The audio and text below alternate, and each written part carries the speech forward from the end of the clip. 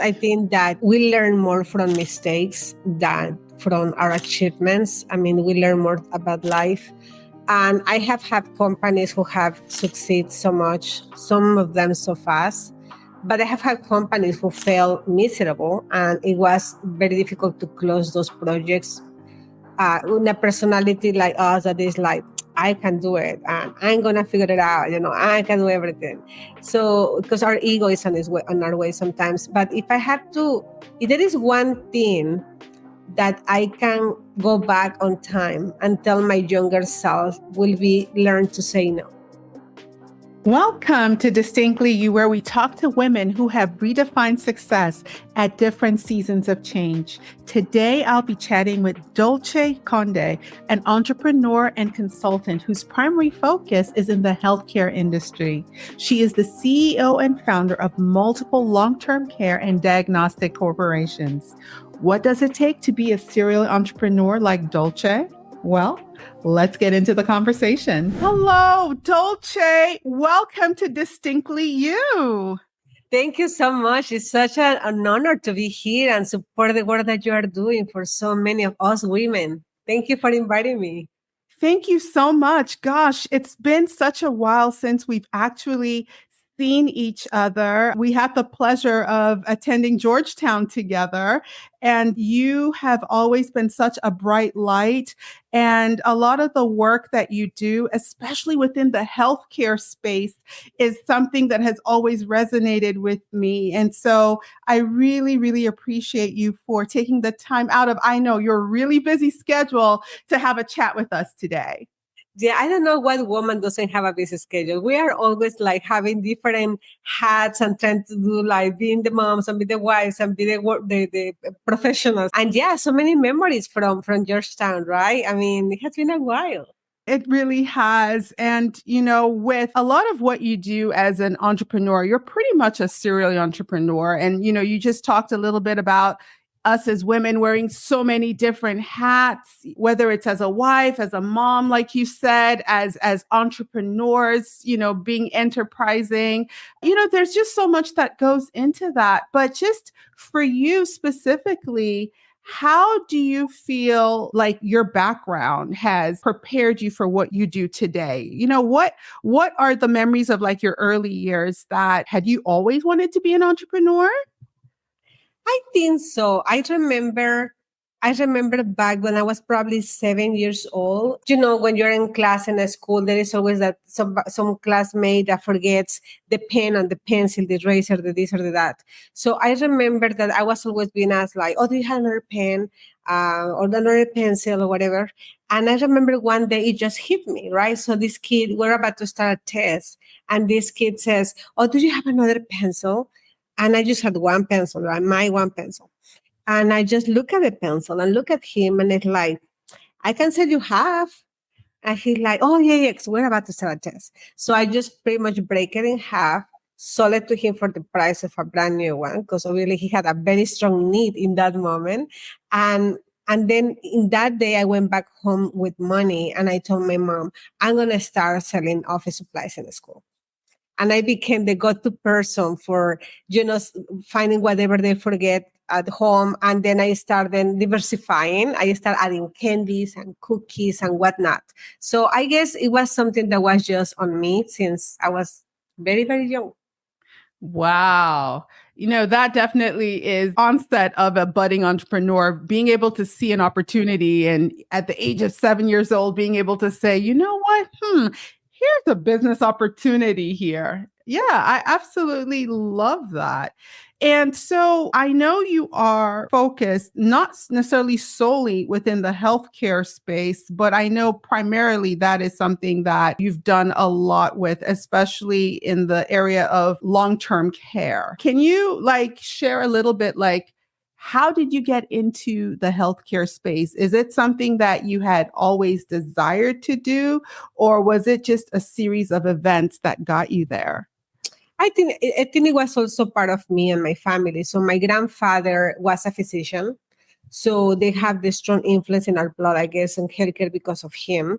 And then my mom became a nurse. And so she started nursing school when I was already born, so I was little. So it was, believe it or not, it was possible for her to go to nursing school and carry me over. But I was born in Mexico, and in that country, we don't have school loans or any kind of government programs for us to be able to fund, going to school, especially medicine. I mean, it's expensive school.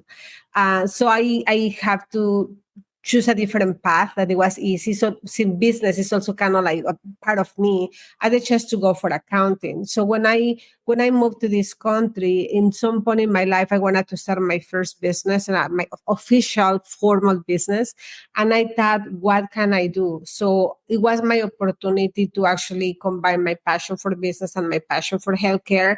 And I started in the long-term care space. I started with a hospice agency. That was back in, oh my God, I'm going to reveal my age. That was back in 2007. So it has been a while since then. Wow. I really actually love what you just said here.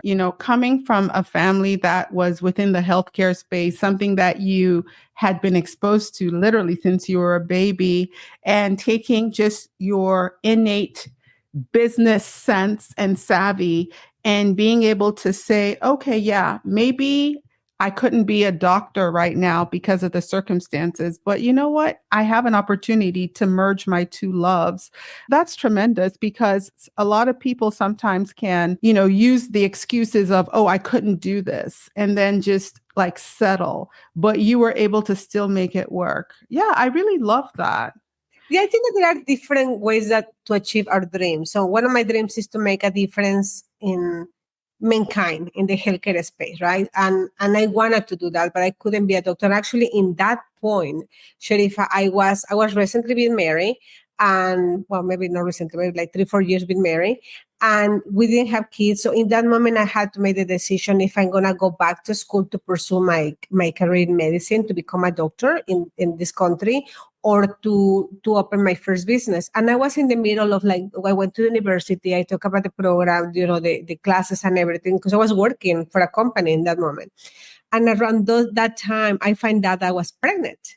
So that was the decision-making point where I was like, okay, I'm going to have a baby. So what is going to be more achievable for me as a new mom to pursue, going back to school for so many years, or do my entrepreneurial dream. So I think I went for the second one, and I don't regret it. I mean, it has been such an amazing experience.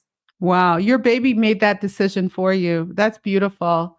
I really like that. Now, since you've been in the healthcare space, and more specifically within the like long-term care space, how has that impacted you, especially being exposed to, because hospice care is hard. It is such a beautiful program. Really sad that when I started, probably 15 years ago, there was even less information about hospice. People has a misconception about hospice. And when I learned what hospice is about, because I didn't grow up in this country, right? So for me, the term CMS was absolutely unknown. The difference between Medicare and Medicaid was absolutely unknown. So I had to really educate myself into what is that about, what healthcare is about in this country. And I had to learn the regulations and everything. But when I was able to understand the hospice program, I fell in love.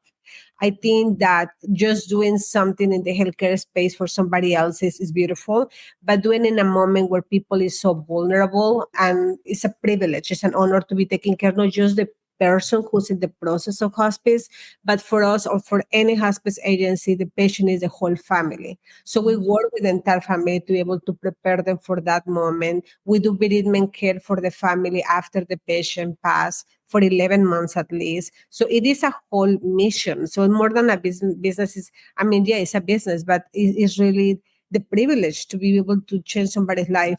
And to answer your question about how that shaped my life, it really changed my life, because by being exposed to my hospice patients, I was able to understand life in a deeper meaning, and I was able to see my patients and then see my life and realize how blessed I am. And any given situation that had gone through in life that is very difficult, or whatever situation that is not exactly exciting or happy, I look at my patients and I'm like, oh gosh, I'm in Disneyland. I mean, they have real problems. I'm going through this, but compared to that, I'm blessed. I'm still super blessed. So it really gave me perspective. And even to nowadays, in some point, we opened the pediatric division for hospice and having a conversation with the families about the little one being through that season helped me to value also the possibility to be a mom, and to be a mom of two healthy children, and to be, so it gives you perspective. But also, and I don't want to make this answer too long, but I think it's very meaningful, also gave me perspective about how do I want to live my life as I'm aging. So that inspired me to go into a different area of healthcare, which is more into preventive medicine, personalized medicine, and longevity. So I opened another business that is more in the laboratory space. We do diagnostic testing for people that is not sick, but for people who doesn't want to get sick. So it's about monitoring, about check and balance. You're in a particular treatment. How do you know if it's working?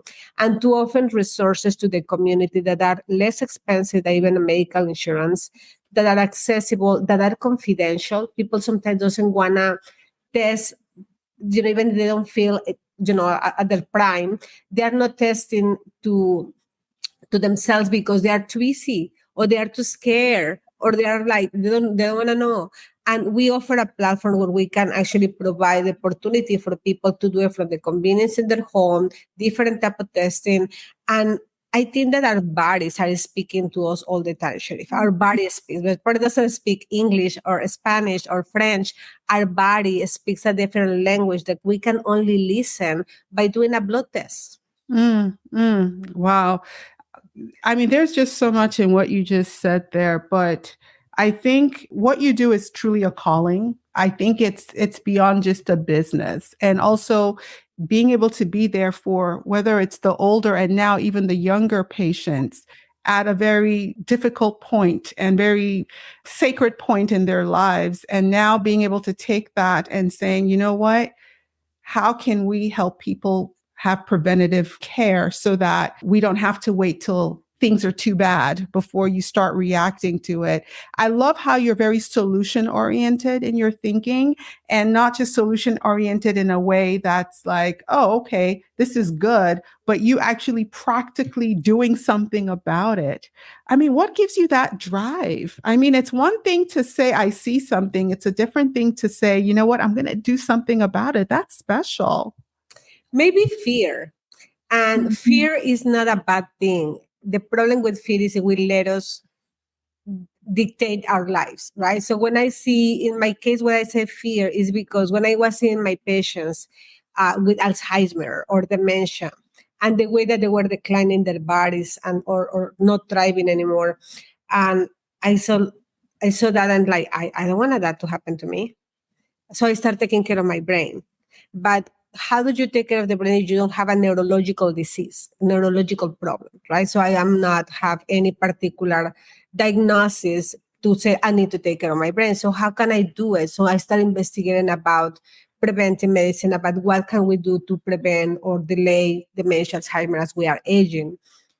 And it was that fear that I don't want my life to end like that make me do something for myself. And then whenever you discover all these treasures that are out there, you cannot just keep it to yourself. You have to share it with the world, right? It's a responsibility.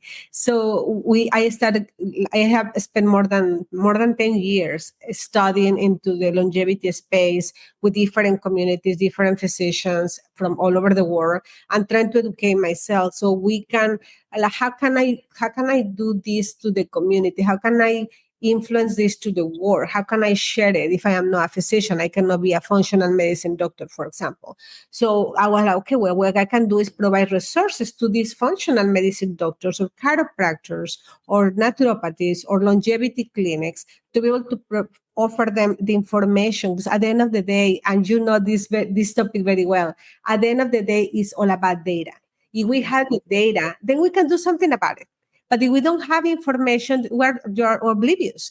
So I create the lab testing accessible to the community, so we have information. And if I know that my hormones are a little bit off balance, then I can do something about it. If I see that my neurotransmitters are not working properly, I know I need to do something about it to protect my brain. Or the food sensitivity, right? I mean, there are food that has a very good fame because it's healthy. For example, I switch from regular milk to almond milk because it's supposed to be healthier, trying to avoid lactose.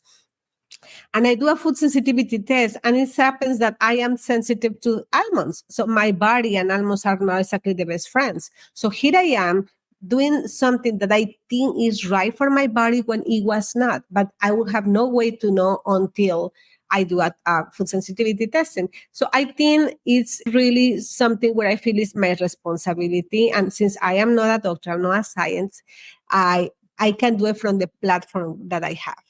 Wow, that's so true. I actually had my son do a food sensitivity test a while ago, and he had been dealing with like some eczema. And usually when you go to the doctor, they'll do an allergy test, and we knew he was allergic to like nuts. But with the food sensitivity test, we were shocked that he was sensitive to spinach. We're like, you tell your kids, eat your vegetables, right? And you don't realize that there's a particular vegetable that's not really good for them. So you're right. And so he took that out of his diet. And without having to take medications or things like that, Yes. just eliminating certain foods from your diet cleared up his skin, And so it's huge. Absolutely. And you said something very, very important. Our bodies have the capability to heal themselves. We cut, we don't do anything. The skin starts closing by itself, right? The cells start doing their job to don't bleed to death. So our body has the capability to heal so many things, but we just need to stop getting on its way. So sometimes getting on the way of my body healing is eating the wrong food or not managing stress. For example, we have a panel that we test for cortisol. Oh boy. I mean, there are so many things we can do to reduce our cortisol levels that doesn't require medication. There are some, like being just having a gratitude journal, for example, reduces cortisol, reduces stress, how we handle, how do our body reacts to stress, like doing yoga, like doing exercise, improving our sleeping patterns at night is so important. So there are so many things that really don't require medication. I'm not against medicine. I think that there is a time and a place for everything, but there are things that we can do proactively that we don't need to wait for somebody to tell us, take this pill. We can be mindful about it and then take care of our body in a way. We need to love ourselves. Yeah. And, Yeah. I absolutely agree. In fact, I've really been on the bend lately about self-care, especially for us as women. And when you talked about even reducing cortisol and things like that, and I know when we started our conversation earlier, we talked about how we as women, we do so many things and we tend to put ourselves last, right? And put our families and everyone else ahead of us. But in that place of self-care, part of self-care, it's not only just going on vacation, but it is, like you said, whether it's having the gratitude journal, taking a step back, and just having your me time, that in itself is also very healing. Sometimes your body is like, slow down, and listening to it. So definitely, I appreciate what you said there because that is definitely huge. Based on a lot of what you're doing right now, especially with respects to healthcare, and especially with respects with some of the things that you are doing based on the knowledge you are acquiring from seeing patients and seeing what people are going through. What do you know now that you wish you knew sooner? And what advice would you have for people to say, you know what, now that you know it now, listen, let me shout it from the rooftop. Here's what you should be doing from an earlier age. there is, oh, wow. It's very hard to pick one because I think that we learn more from mistakes than from our achievements. I mean, we learn more about life. And I have had companies who have succeeded so much, some of them so fast. But I have had companies who failed miserable, and it was very difficult to close those projects. Una personality like us that is like, I can do it and I'm going to figure it out. I can do everything.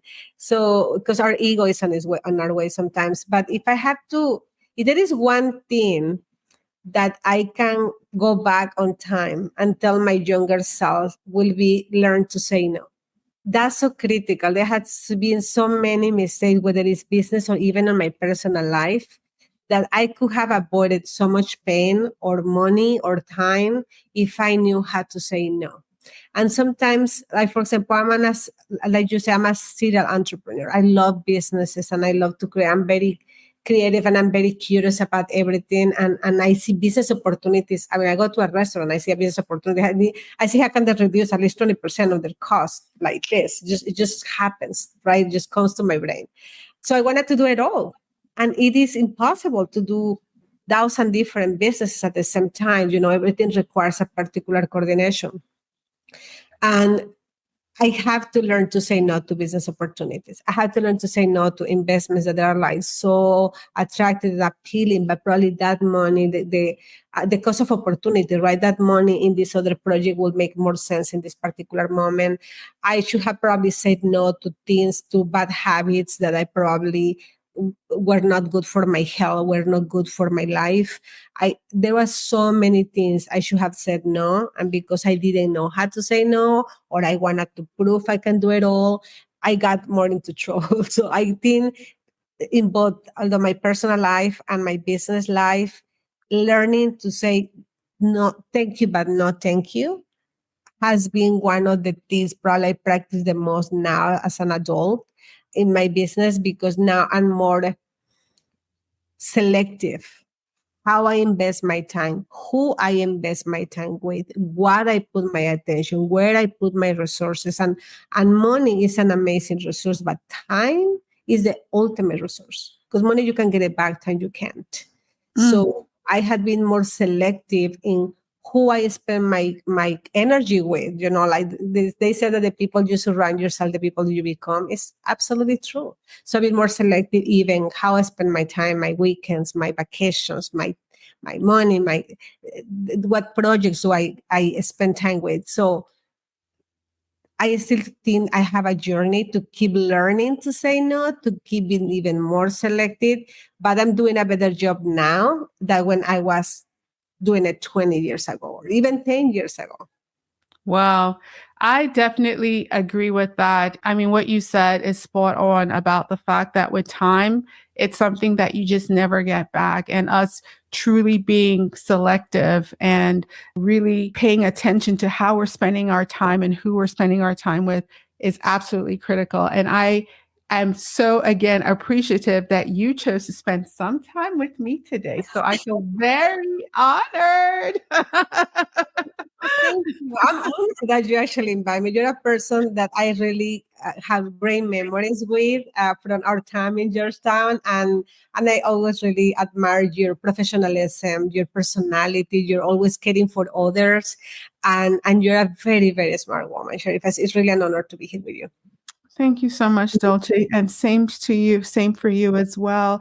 I am just curious, what would you say is the season of life that you find yourself in right now? What would you call your current season?